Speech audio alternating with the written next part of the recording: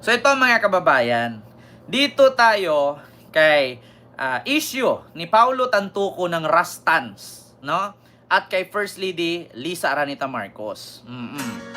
Ang balita kasing ito mga kababayan ng Bilyonaryo News Channel, na may binalita sila na naglabas na daw ng resulta ang LA Police, no, na overdose daw sa pulburon or sa Coca-Cola itong si Paulo Tantuco ng Rastans Company, anak ng may-ari ng Rastans, namatay dahil sa overdose ng cocaine. Samantalang itong panahon daw ito, kasama daw ni First Lady, ni Jinggoy Estrada, ni Chis Escudero, at ilan pang mga artista itong si Paulo Tantuco. Kasi actually mga kababayan, nagtanong ang tao ngayon, bakit nakasama ni First Lady Lisa, ni Chis Escudero at ni Jinggoy Estrada itong si Paulo Tantuco na anak ng may-ari ng Rastans? Kasi nga po, ang asawa po ni Paulo Tantuco ay isa po sa nagtrabaho sa Malacanang, nakasama ni First Lady Lisa. Kaya meron silang inatinan sa Amerika, sa LA, na isang event, no, ng Filipino film. I don't care kung anong event yon. So doon na nga nangyari na namatay daw itong si Paulo Tantuco na anak may-ari ng Rastans, overdose sa cocaine. So mamaya reaction na natin. Wait lang ha, may ads lang. Mga DDS, alam ko ang mga DDS kating-kati dito sa isyong ito. Tapos sinisi na naman nila si Atty. Claire Castro. Overdose. Yan ang lumabas sa pagsusuri. Ito ha mga kababayan. Drug overdose. Yan ang lumabas sa pagsusuri ng drug overdose. Yan ang lumabas sa pagsusuri ng Estados Unidos kaugnay sa pagkamatay ni Rustans Executive Paulo Tantuco nitong Marso. Alamin natin yan sa Agenda Weekend Report ni Ivy Reyes. Namatay sa cocaine overdose si Rustans Corporation Heir Paulo Tantuco noong Marso. Iyan ang resulta ng toxicology report nito ayon sa Los Angeles County Coroner's Office. 4 na buwan ang mapabalita ang pagpanaw nito noong March 9 Philippine time, listed a significant condition ng posibleng komplikasyon sa puso sa accidental death ni Tantuco. Ayon sa Hollywood LA News, kasama si Tantuco sa entourage ni First Lady Lisa Araneta Marcos nang ipagdiwang nito ang Manila International Film Festival sa Beverly Hilton Hotel. Sa isang video sa social media account ng First Lady, present sa MIFF celebration, sina Senate President Chis Escudero, Senate Pro Tempore Jinggoy Estrada, Tourism Secretary Cristina Frasco, MMDA Chairman Romando Artes at iba't ibang Pinoy celebrities. Noong Mayo, pinabulaanan ng Malacanang ang mga aligasyon ni Vice President Sara Duterte na involved ang First Lady sa pagkamatay ni Tantuco. Sa kanya pala nang galing ang fake news. Siya pala ang source ng fake news na ito na pinapakalat. Kumalat kasi ang haka-haka online na na-dictate sa Los Angeles CFL na ayon sa mga fact-checker ay distorted at manipulated photos and videos. Tandaan po natin, dumating si First Lady sa Pilipinas March 10, 2025. Kung gusto niya pong alamin yan bilang Vice Presidente, may records po yan. March 11, nagkaroon po ng event si First Lady with the representatives of Girl Scouts of the Philippines. That's May 11, 2025. Pwede po ba natin ipakita? Ayan, Girl Scout. Ayan pa. Assistant Vice President ng Rustans Group si Tantuco. Dati rin siyang Chief Operating Officer ng Pacific Links Gulf Development at Chief Security and Procurement Officer ng Santa Elena Golden Country Estate. Ang asawa naman nito, dating Communications Manager ng Rustans Group at kasalukuyang Malacanang Deputy Social Secretary. Wala pang pahayag. Kaya mga kababayan, nakasama itong si Paulo Tantuco sa kanyang asawa kasi siya po, ang asawa po niya ngayon ay Malacanang Deputy Secretary, no, sa Malacanang. Kasama talaga siya ni First Lady. So ngayon mga kababayan, ang sabi doon, namatay si Paulo Tantuco na anak ng may-ari ng Rastans dahil ng overdose sa cocaine. According yan sa pulis ng LA. Ngayon mga kababayan, saan ang koneksyon doon na dawit si First Lady Lisa? Tanong ko mga DDS, saan banda at saan doon natin maikunik na namatay si Tantuco dahil sa overdose ng cocaine at koneksyon ni First Lady? Ngayon, kung sabihin natin, kasi Ken, kasama kasi ni First Lady yan. So namatay si Tantoco, dawit si First Lady dyan. Ngayon, ang tanong ko, bakit si First Lady lang? Nandun din si Chis Escudero, nandun si Jinggoy Estrada, at nandun yung ibang artista. Di ba? Bakit si First Lady lang? Bakit hindi nyo idawit si Chis Escudero, si Jinggoy Estrada, at yung mga artista sa pagkamatay ni Tantoco? Ngayon, tanungin ko kayo mga DDS, nandyan si Jinggoy, nandyan yung mga artista, nandyan si First Lady, nandyan si Chis Escudero. Bakit hindi nyo subukang tanungin si Jinggoy, si Chis Escudero, at yung mga artista kung kasama ba ni First Lady sa kwarto si Tantoco nung namatay? Pwede nating sabihing dawit si First Lady dyan kung si First Lady kasamang namatay. Di ba? Kung kasamang namatay si Lisa, katabi ni Paulo Tantoco, sa madaling salita, dawit si First Lady. Ang problema, bakit buhay si Lisa? At ang issue ng mga DDS, nakakulong daw si Lisa. Nasaan yung record na nakadetain si Lisa sa LA Police ng Beverly Hills? Kasi pag sinabi nating overdose at namatay si Tantoco sa cocaine, sa pulburon, di ba? Anong koneksyon ni Lisa doon? Pwede nating sabihin may koneksyon si Lisa kung kasama si Lisang namatay. Ibuhay si Lisa, patay si Tantoco. Saan ang koneksyon doon? Pangalawa, kung sinabi ni Sarah na isa si Lisa sa sangkot sa pagkamatay at nakulong daw si Lisa, sabi ni Maharlika, nasaan yung record na na-detain si Lisa? Si Tantoco namatay pitsa 10. Si Lisa umuwi pitsa 11. Pitsa 12, may inatinan pa siyang Girl Scout event. Di ba? Kayong mga DDS, isipin yung mabuti. Ma'am Desiree, Lorenzo, hello po. Kung konektado si Lisa sa pagkamatay ni Tantoco dahil na overdose sa droga, tanong ko lang, anong kinalaman ni Lisa sa pagka-overdose ni Tantoco? Ilabas ninyo ang proof na kasama ni Lisa Marcos si Tantoco sa isang kwarto, kaya nag-hit-hit sila doon at na-overdose si Tantoco. Maglabas din kayo ng issue, katulad ng Dinches, isang bakla dyan sa LA na panot, na malaki ang noo, parang kamukha ni Banat Bay, na naglabas ng issue na yan. Si Dinches. Yeah? Maglabas din kayo ng issue na nakulong si Lisa. Kasi mahirap kasi pag sinabi, porkit overdose sa cocaine, at porkit in-issue nyo si BBM na nag-cocaine, connected agad? Parang kay Digong lang yan. Sinabi ni Sarah, payat si Digong. Ano ang sabi ng mga DDS at kakamping? Baka mamatay na sunod yan, payat na eh. Baka. Di ba? Nilabas ni Sarah, payat na si Digong. Yung buong braso niya, dalawahin na sa isang braso ni Sarah, dalawa na sa braso ni Digong. Ganun na daw kapayat. So ang reaksyon ngayon ng mga galit kay Digong, sunod yan, mamamatay na yan. Di ba galit na galit ang mga DDS?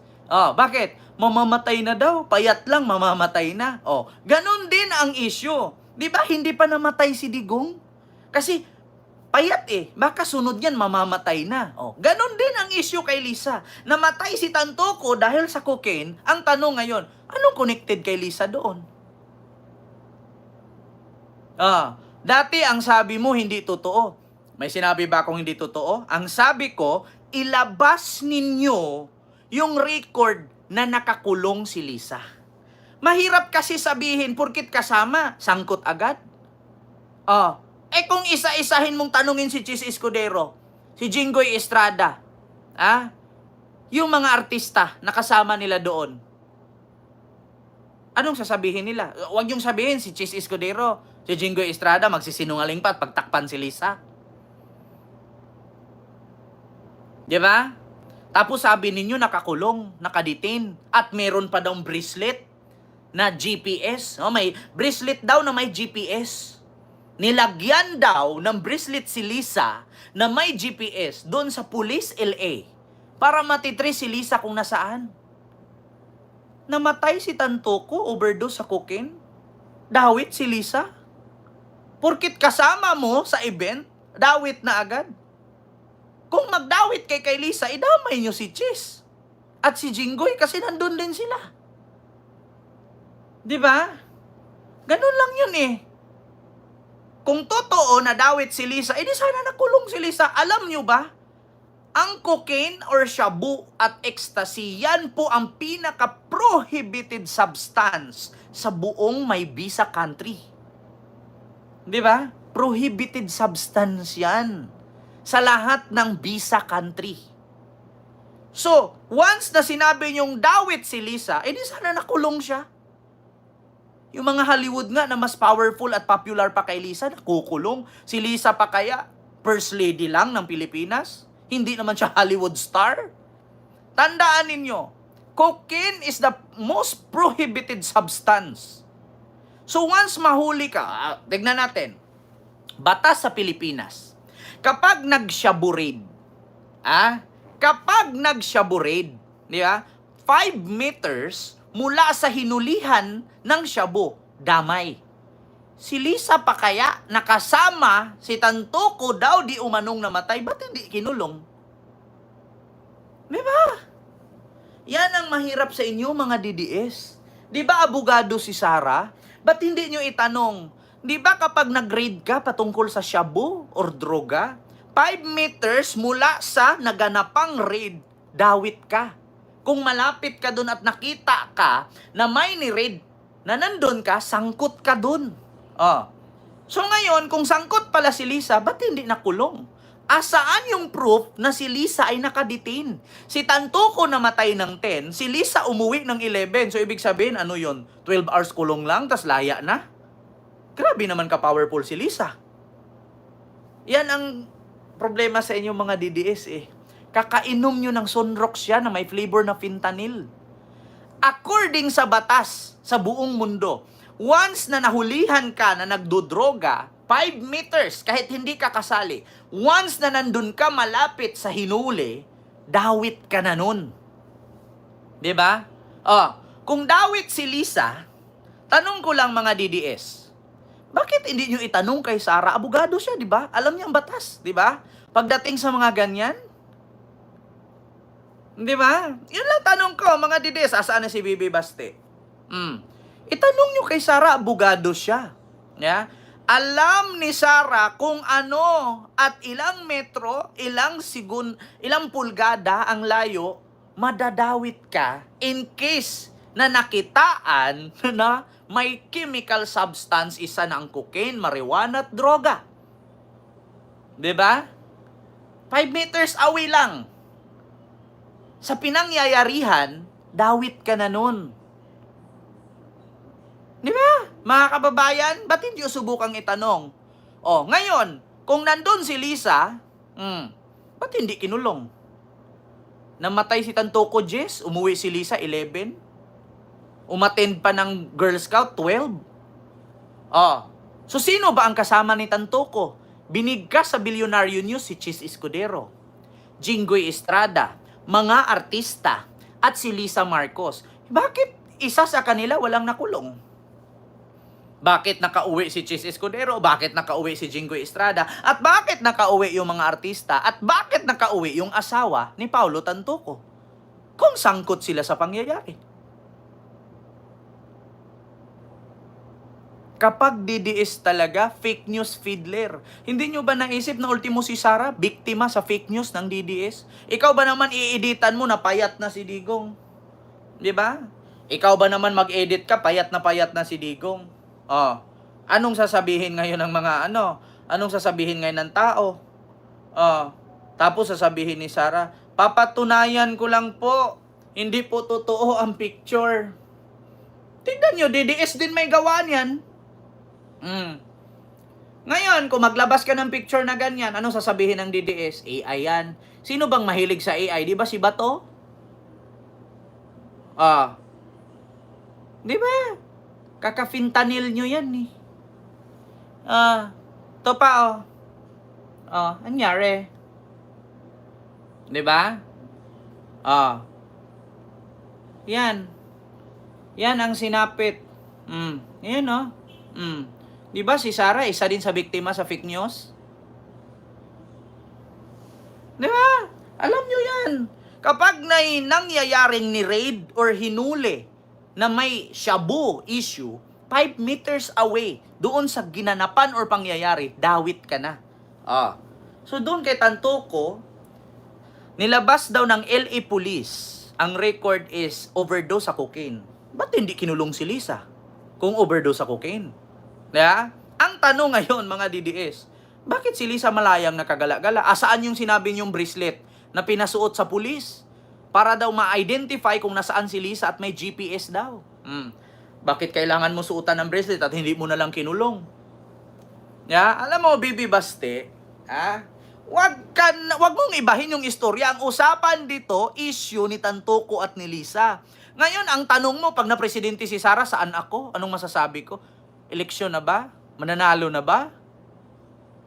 Nako, mga kababayan. So ito tapos na tayo dyan. Hindi kayang sagutin ng mga DDS yan. Kung si Tantuco, given na yon, overdose sa cocaine, bakit hindi kinulong si Lisa? Kung sangkot si Lisa doon. Ay, Diyos mio Marimar, mga kababayan. Si Lisa nakauwi ng 11 sa Pilipinas. 10 si Tantuco namatay. Kung galing ka ng Amerika, malamang sa malamang, 9 pa lang, nagbiyahe na si Lisa. Bakit? 24 hours mula Amerika papuntang Philippines. 'Di ba? Namatay si Tantuco 10. Si Lisa dumating sa Philippines 11. So 24 hours ang biyahe. So pitsa 9 pa lang, si Lisa umalis na ng Amerika. Dating siya dito, pitsa 11 na. So 9 ang biyahe, 24 hours yan eh. 'Di ba? So 2 araw halos yung biyahe niya. 'Di ba mga DDS? Isipin ninyong mabuti yan. Namatay si Tantuco pitsa G's.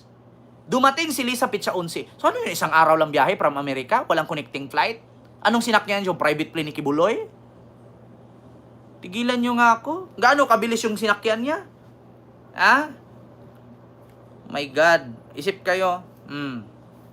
Ganyan kabilis ang utak ng mga DDS. Akala siguro nila si Lisa may lahing aswang. Maghidid lang ng lana, sing bilis pa ng isang pitik mo lang, nas Philippines ka na. Ang biyahe po ng Amerika to Philippines, 24 hours po yan. Halos 2 araw. So nanggaling si Lisa doon ng 9, nakarating dito 11. So, namatay si Tantuco 10. Paano nangyari sangkot si Lisa? Alam mo, Bibi Baste, wag mo kong tanungin yan. Tanungin mo yung kapwa mo, bobong DDS. Sabi niya kasi, paano nga if after ng investigation pa, lumabas na may kinalaman si Lisa, magsusuri ka ba? Ba't ako magsusuri? Bakit? Sangkot ba ako doon? Pati ba ako sangkot mo? Ganyan ba kayo kagaling mga DDS mag-isip? Magsusuri daw ako. Ba't ako mag-sorry? For what? My God! No one... Wala akong karapatan mag-sorry, oy. Hindi naman ako sangkot. My God. Ilabas nyo nga yung issue na nakulong. Sus ko, after the investigation daw. Kailangan pa bang i-investigate? 9 si Lisa umalis, dumating dito 11. Namatay si Tantuco 10. So ano yun si Lisa? Dumaan parang bato na hinagis mo, may paganon-ganon sa tubig. Dumaan muna si Lisa, tas flight ulit. Ano yun? Ang tatanga talaga, mga DDS. Alam mo, DDS, wag na kayo makipaglaban. Bakit? Lahat naman ng sinusuportahan nyo, puro kriminal. Lahat ng kadalasang sinusuportahan nyo, nakakulong. So, paano kayo mananalo sa amin? Yung mga idol ninyo, nakakulong. Yung sunod ninyong idol, ikukulong pa lang. Hindi kayo mananalo sa amin, mga DDS. Bakit? Biruin nyo, si Harry Roque, pugante. Si Digong, nakakulong. Sino pa? Si Kibuloy na Diyos ninyo, nakakulong. Si Bantag na pulis ninyo, nakakulong. Sino pa? Yung magaling na yung congressman, si Tebes, nakakulong. Halos lahat nakakulong. Hindi nyo ba naisip, mga DDS, na lahat ng sinusuportahan ninyo, puro kriminal? My God. So tell me who your friends are, and I will tell you who you are, Bibi Baste. Sabihin mo sa akin kung sino ang sinusuportahan mo, Bibi Baste. Tell me who your friends are, and I will tell you who you are. May kaibigan kang 4 na adik, ikaw hindi adik, anong tawag sa'yo? Adik na rin, ganun yun. Diya? Diya? So yun lang, sunod, mga kababayan. Eto na. Anong sunod dyan? Speaking, Attorney Conte. Bakit si Bato ang next na arestuhin ng ICC? Eto, mga kababayan. Eto na. Tapos sasabihin nyo, magpresidente si Sara sa 2028. Bakit si Bato ang next